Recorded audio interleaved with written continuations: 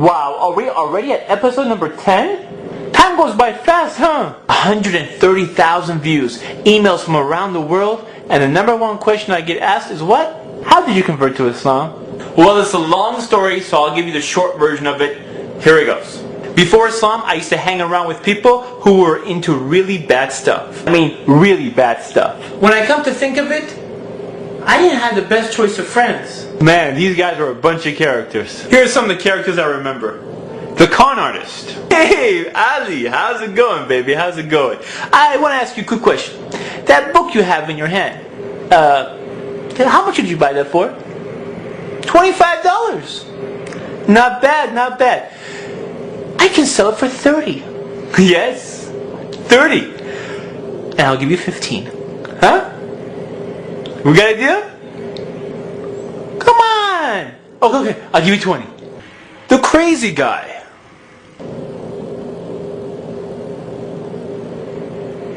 What?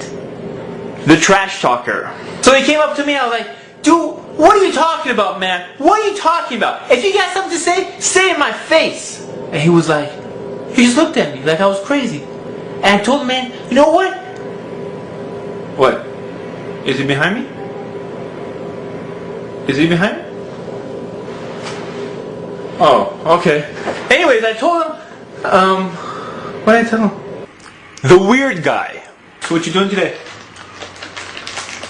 I don't know. I guess.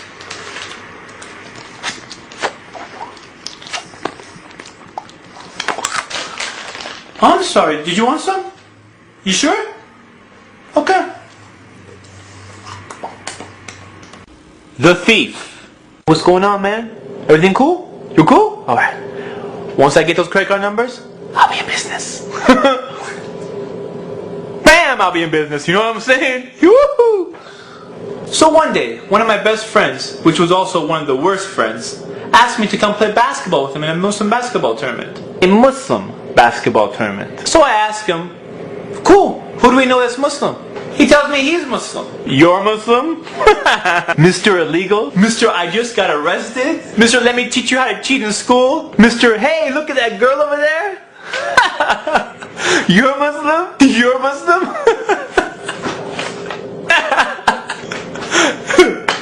What? You serious? Okay. I'm sorry, man. I'm sorry. I'm just sorry. Okay. It's out of me. Muslim. You're not Muslim. Who are you kidding, man?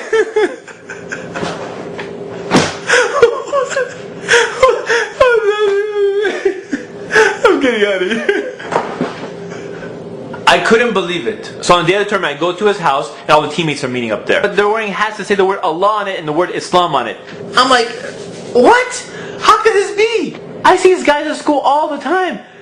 I have like no idea these guys were Muslim. Zero. With all the stuff I see these people do, I didn't think they had any association with any religion. So we went to the tournament, and when it came for a time for prayer, my team walked out. Yes, they said, let's go chill outside. I'm like, chill?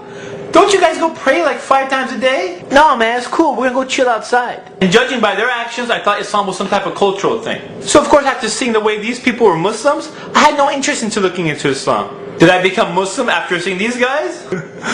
No. As time went on, I noticed more and more of my friends were getting me into trouble. I guess this is what happens when you have bad friends around you. Sometimes you don't even look for trouble, but trouble seems to find you. One guy got arrested, the other one's in trial, and bam, I get shot at. Twice. And what religion am I practicing? Nothing. I was worshipping idols. Worshipping idols. Wearing these superstition rocks around my neck, thinking that these rocks will benefit me somehow. But they didn't. I was lost in a world of jahiliyyah, a world of ignorance. Islam was never given to me, so I had no idea what it was. Eventually I realized that these idols didn't benefit me. So one day I decided to search for the truth. I told myself if I find it, I will change my life. So I started looking into different religions and different ways of life. One by one, I found errors in different religions. Each time I found an error in a religion, I would throw it out. I mean, if the religion is from the creator of all things, the one who made everything, from God the Almighty, how can I have an error in it? Or how can I accept a message that's been changed by man? Or how can God get killed or die? I didn't buy it. Or blind following some clergy guy? Someone who claims he's closer to God than the rest of us? I don't think so. Pretty soon, I start losing hope. It looked like all the religions were eliminated. Then one day, someone gives me a flyer to an Islamic camp. So I figured this would be a great time to check out the religion of Islam. Unfortunately, it was bad timing. You see, my father was in the hospital and the doctor told us he has about a few days to live. So my mother tells me we should stay here because this is the last time you'll probably see your father. So at first I decided to stay. And then, suddenly, I don't know what happened, I changed my mind. I figured there was only one religion left and I had to check out what this Islam is. So against my family's will, I decided to go. So I took my purple-haired girlfriend and we went to the Islamic camp. Purple-haired girlfriend? Dude, I told you I was lost. Anyways, when I got to the camp, I was causing a lot of problems. Let's say I was just a big troublemaker and they wanted to kick me out. Yeah, I was pretty bad. And eventually I got so tired of causing trouble, I took a break and I sat down. And I actually started listening to the lecture. It sounded very interesting. The speaker was talking about things I never heard before. I started evaluating, analyzing, questioning.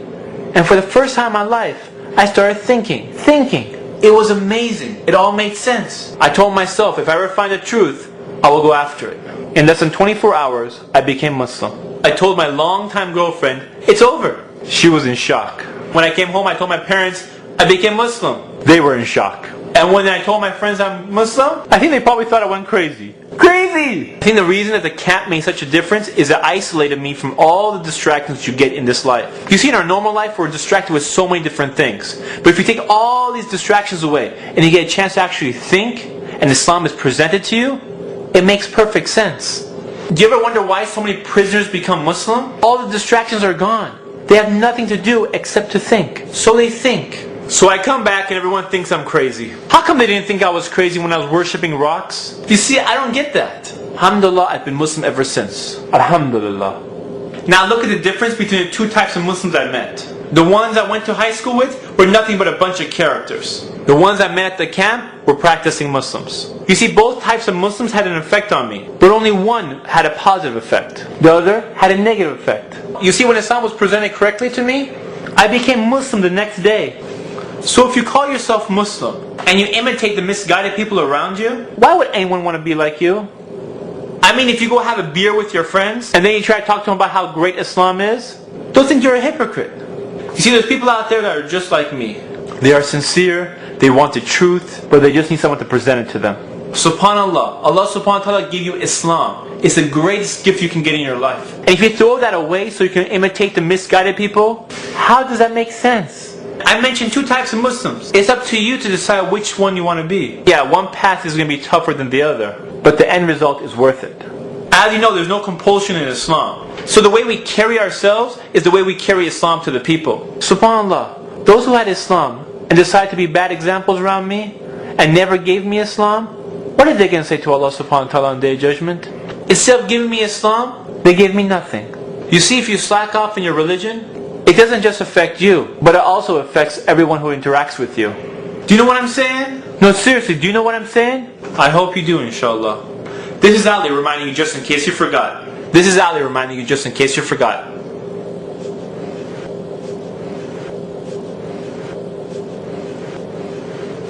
What?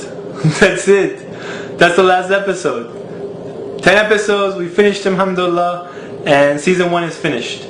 I hope to come back for season number 2, inshallah. I hope you come back for season number 2, inshallah. And I have plenty of ideas. It's just a matter of putting the time aside to do them, inshallah. Please go to ummahfilms.com. Go to the very top of the blog. There's a field that says enter your email. Type in your email, press enter, add yourself to our list, inshallah. So every time a post comes out, you'll be notified.